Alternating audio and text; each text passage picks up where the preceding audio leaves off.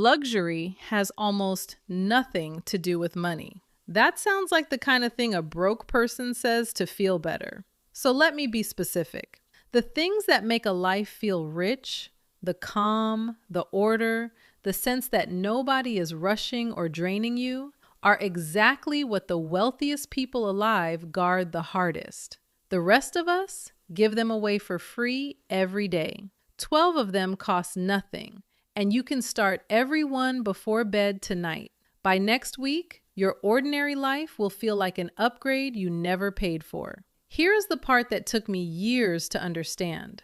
When you walk into a space that feels expensive, your brain is not adding up price tags. It is reading signals, quiet and order and light and room to breathe. A sense that the person who lives here is rested and unhurried and in control of their own day. Those signals are what your body relaxes into, and almost none of them are things you buy. They are things you do. Marketing has spent your whole life teaching you that the upgrade is a product. Most of the time, the upgrade is a decision. So let us go through 12 decisions that make a regular life feel like a far more expensive one, starting with the one sitting in your bedroom right now. Number 1, the made bed and the reset room. There is a reason a hotel room feels like a small vacation the second you open the door, and it is not the price you paid for the night. It is that someone walked in and reset the entire space back to calm. The bed is smooth, the surfaces are clear, and nothing in the room is asking anything of you. You can recreate that exact feeling in your own bedroom in about 90 seconds, and it costs nothing at all. Pull the sheets tight, square off the pillows, clear the top of the dresser down to 1 or 2 things you actually like looking at. The made bed is not about tidiness for its own sake. It is a signal your own brain reads all day long, the quiet message that this space is handled, and you are the kind of person who handles it. You will feel it every time you walk past the door. Wealthy homes are not fuller than yours. Very often they are emptier, calmer, and cleared back to zero. And that fresh start is available to you for free. And here is the quiet trick underneath it. Making the bed is the first small promise you keep to yourself all day, and keeping it makes you far more likely to keep the next one. The people who look like they have their whole life together usually did not start with the whole life. They started with one tiny win, made before they had even finished their coffee, and the whole day tilted a few degrees toward order from there. Number 2, actually sleeping. If I could sell you one thing on this whole list, it would be this one. Because rested is the most expensive look a human being can have, and you cannot fake it with anything you buy. Clear skin, steady mood, sharp eyes, the patience to not snap at the people you love, all of it runs downstream of sleep. And yet, we treat sleep like the thing we can always borrow against. Researchers at the Rand Corporation found that a lack of sleep drains up to $411 billion a year out of the American economy in lost focus and lost days of work. The same body of research found that regularly sleeping under 6 hours a night carries a 13% higher risk of dying early compared with a steady 7 to 9. Read that again slowly. The thing you keep trading away to answer one more email is the most valuable asset you own. So protect it the way the rich protect it. A consistent bedtime, a dark and cool room, and your phone parked across the floor instead of 6 inches from your face. You will wake up looking and feeling like money, and you will not have it.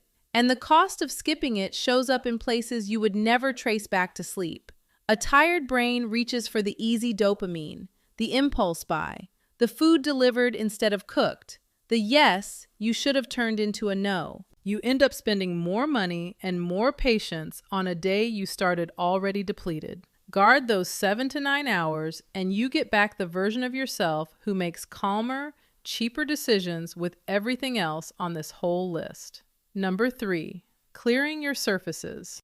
Walk through any space that reads as expensive, and you will notice one thing before you notice anything else. The flat surfaces are mostly empty. The counters, the tables, the floor around you, there is breathing room. And that emptiness is doing something measurable to the people who live there, well beyond the way it looks. Researchers at UCLA who spent years inside real American family homes found that visible clutter was tied to unhealthier daily patterns of cortisol, the body's main stress hormone, and the effect landed hardest on the women in the house. Your brain treats a pile of stuff as a pile of unfinished tasks. Every glance at it is a tiny reminder that something is undone, and those reminders stack up all day without you consciously noticing a single one. So clear one surface tonight, just one. The kitchen counter, the nightstand, the little table by the door where everything seems to land. Give yourself one patch of clear space to rest your eyes on, and notice how much calmer the whole room feels for the next. Then watch what happens over the next few days. A single clear surface has a strange way of spreading, because once your eye gets used to that one calm patch, the mess beside it starts to bother you enough that you move it too. You are not chasing some magazine version of perfect here. You are just giving your attention somewhere to rest. And a mind that gets to rest its eyes feels far wealthier than one scanning 100 tiny unfinished jobs every time you glance up. Number 4, letting the light in. Expensive spaces are almost always bright and airy.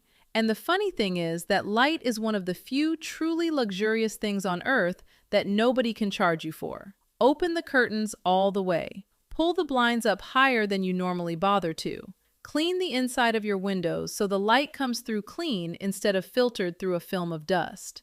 Move the chair you actually sit in over to wherever the sun lands in the afternoon. Morning light does something beyond making a room look good. It sets the internal clock that tells your body when to be alert and later when to wind down, which loops straight back into that deep sleep we just talked about. A dim, closed-up room feels heavy and a little sad no matter how much the furniture in it cost. A room full of natural light feels expensive even when everything in it came secondhand.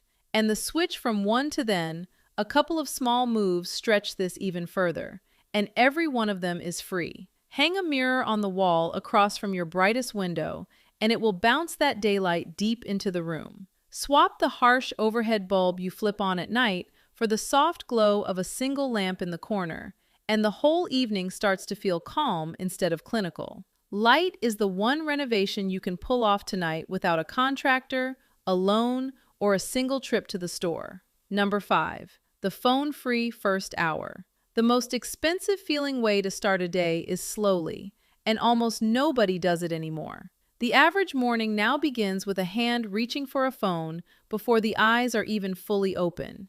And within seconds, you have swallowed a fire hose of other people's demands, bad news, and fresh things to want. Your stress response is switched on before your feet touch the floor. Compare that with the way an unhurried, rich morning tends to run. Coffee that gets tasted instead of gulped. A few unhurried minutes where nobody has access to you yet. The luxury there is the absence of urgency, the sense that the day belongs to you before it belongs to everyone else. You do not need money for that. You need one boundary. Leave the phone face down and out of reach for the first hour you are awake. Give the opening of your day back to yourself. That single hour will feel more expensive than anything you could have. Fill that hour with almost anything other than a screen. Stretch by the window, write a few lines in a notebook, or sit with your coffee and stare at nothing in particular, which your overstimulated brain will thank you for. The point of the hour is not to be productive. The point is to feel, even for a few minutes, like a person whose time is their own before the world starts making withdrawals from it. Number 6, canceling the subscriptions you forgot you had. This one hands you back money and calm at the same time, which is a rare enough combination to grab with both hands.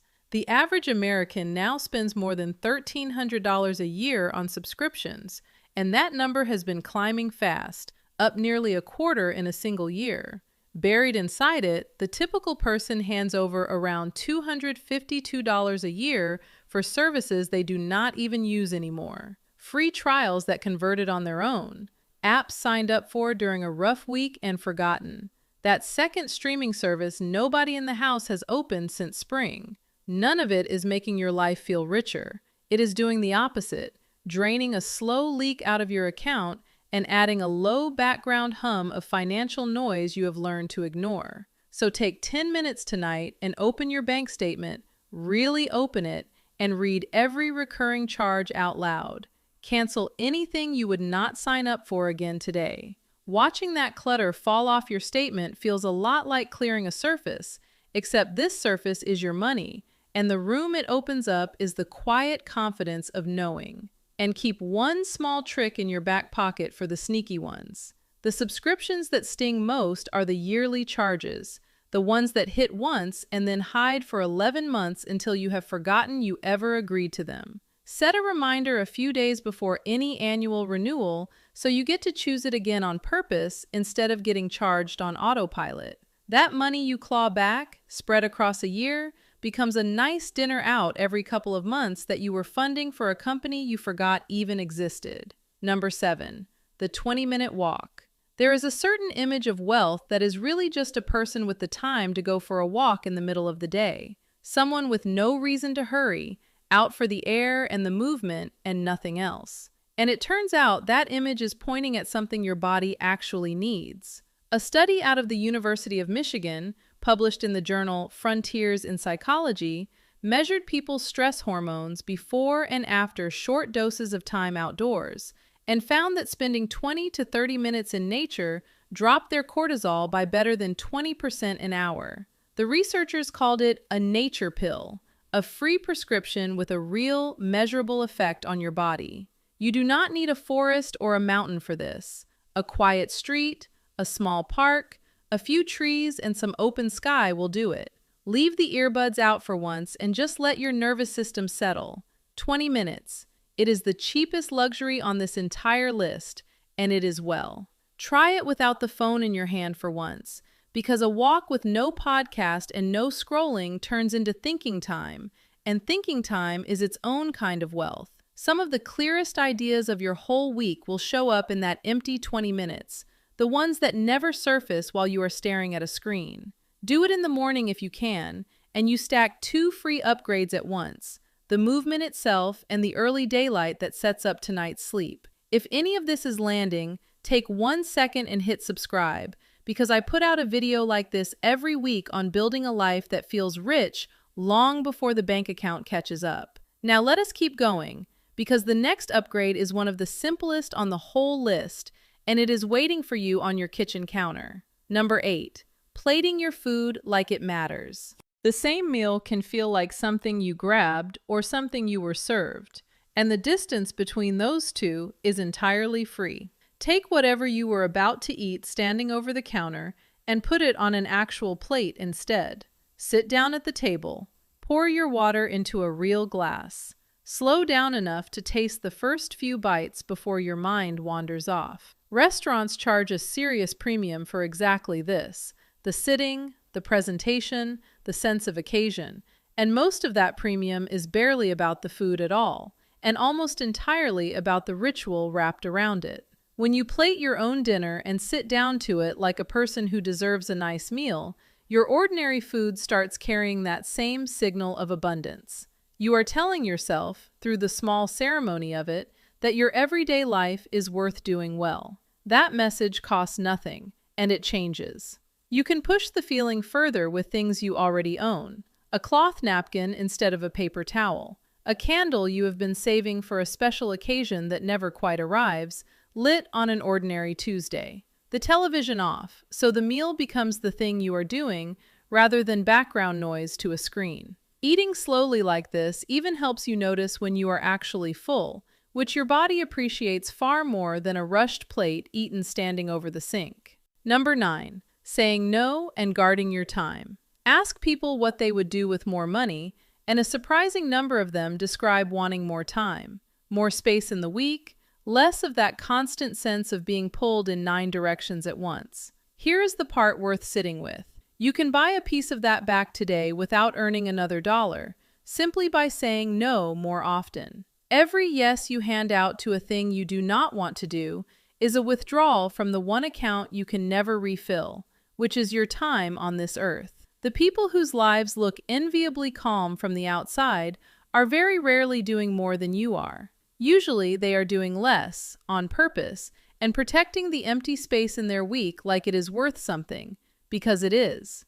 So start turning down the invitations that drain you, the favors that are really somebody else's job, the meeting that could have been a two-line message. An unhurried life is one of the clearest signals of wealth there is, and the entry price is nothing more than a willingness to disappoint a few people who were. If saying no feels impossible, you do not owe anyone a long explanation for it. A simple, "I cannot make that work this time," does the job, and the silence right after it is not something you need to rush in and fill. Protect a little white space in your week the way you would protect a doctor's appointment, an hour with nothing scheduled in it at all. That empty hour is where rest and good ideas and actual living happen, and the people who seem to have the most of it simply stopped handing it away. Number 10. Silence and doing one thing at a time.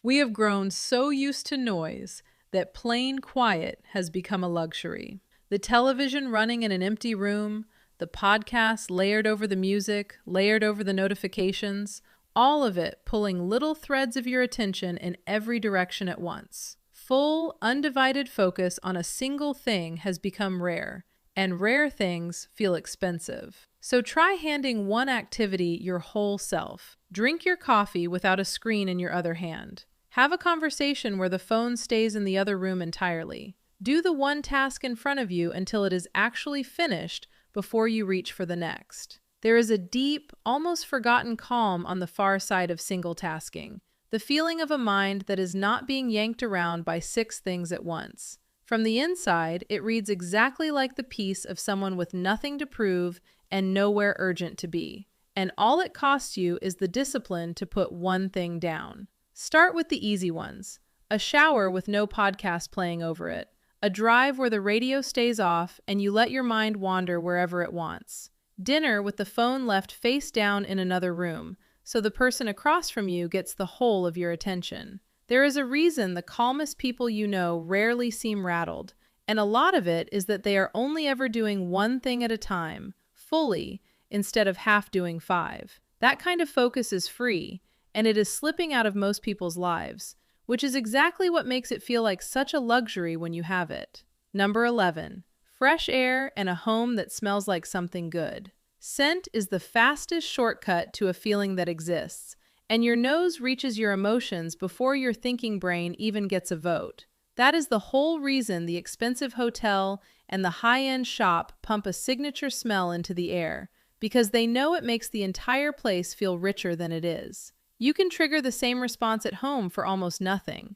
Open the windows and let the stale air roll out and real air roll in, which shifts how a room feels almost the instant you do it. Simmer a small pot of water with a few citrus peels and a cinnamon stick on the stove, and let that drift through the place. Wash your sheets and make the bed while they still smell like clean cotton. None of that shows up on a bank statement, and all of it registers, to anyone who walks in and to you most of all, as the smell of. Add a few free flourishes on top, a single stem from the yard, or a supermarket bunch that costs less than a coffee, dropped into a glass on the table. A window cracked open while you sleep, so the room greets you fresh in the morning instead of stale and closed up. These are the small touches people assume must come with money, and not one of them does. They come with the decision to treat your own space like somewhere worth walking into. Number 12. How you carry yourself and how you talk to yourself. The last one is the most powerful and the easiest to overlook, because you carry it everywhere and it never once shows up in your budget. The way you move through a room and the way you speak to yourself inside your own head are broadcasting a story about your worth all day long, and other people pick that story up whether you meant them to or not. Stand up a little straighter. Slow your movements down so you are not rushing through your own life as though you are late for it. And listen, honestly, to the voice in your head, because a lot of us talk to ourselves in a tone we would never dream of using on anyone we actually respected. The wealthiest feeling thing a person can do is treat themselves like someone worth treating well. Speak to yourself with a little more patience. Move through your day like it belongs to you. That posture, inside and out, is completely free, and watch how other people start to respond to it, because they take their cue from you more than you would guess. Move through the world rushed and apologetic, and the room tends to treat you that way. Move through it calm and unhurried, like your time and your presence carry real value, and something shifts in how you are met. This has nothing to do with performing wealth for anyone else. It is about the simple refusal to carry yourself like someone who does not deserve to feel good in their own life. That refusal is free. It is available this very second, and it may be the truest upgrade on the entire list. So there they are, 12 upgrades that cost you nothing and still make an ordinary life feel far more expensive than the number sitting in your account. Not one of them asked for a purchase.